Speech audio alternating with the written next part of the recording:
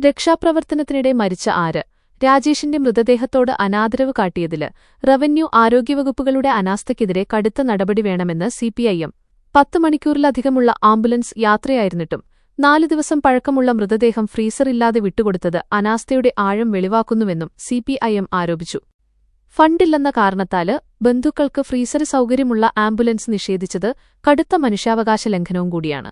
ത്യാഗത്തിനു മുന്നിലുപോലും ഇത്ര നിസ്സംഗമായാണ് അധികൃതരുടെ സമീപനമെന്നത് ഞെട്ടിക്കുന്നുവെന്നും സിപിഐഎം കണ്ണൂര് ജില്ലാ സെക്രട്ടറി കെ രാഗേഷ് പറഞ്ഞു.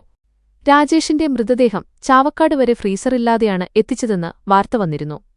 മൃതദേഹം എംബാം ചെയ്യാനും തയ്യാറായില്ലെന്ന് വിമർശനം ഉയരുന്നിരുന്നു.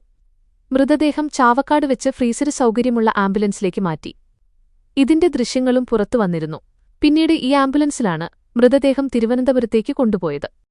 അതേസമയം സാധാരണ ഫ്രീസറില്ലാതെ മൃതദേഹം ഇത്ര ദൂരം കൊണ്ടുപോകാറില്ലെന്ന് ചാവക്കാട് നിന്ന് രാജേഷിന്റെ മൃതദേഹം കൊണ്ടുപോയ ആംബുലൻസ് ഡ്രൈവർ മുഹമ്മദ് തൻവീര് പറഞ്ഞു. 21 ലക്ഷത്തോളം സന്തുഷ്ടരായ ഉപഭോക്താക്കളും 2 ലക്ഷത്തോളം തിമിര ശസ്ത്രക്രിയകളും പൂർത്തിയാക്കിയ മലബാറിലെ ഏക കണ്ണാശുപത്രി Al Salama eye hospital, hospital road, Perinthalmanna. സ്വാഭാവിക മരണമാണെങ്കിൽ പോലും ഇങ്ങനെ കൊണ്ടുപോകാറില്ല. രാത്രി 1 മണിക്കാണ് ഫ്രീസർ വേണമെന്ന് പറഞ്ഞ് വിളിവന്നത്. ഉടൻ തന്നെ ഫ്രീസർ കയറ്റി ആംബുലൻസുമായി ചാവക്കാട് സ്വകാര്യ ആശുപത്രിയിൽ എത്തി. രാജേഷിന്റെ മൃതദേഹം അഴുകിയ നിലയിലായിരുന്നു.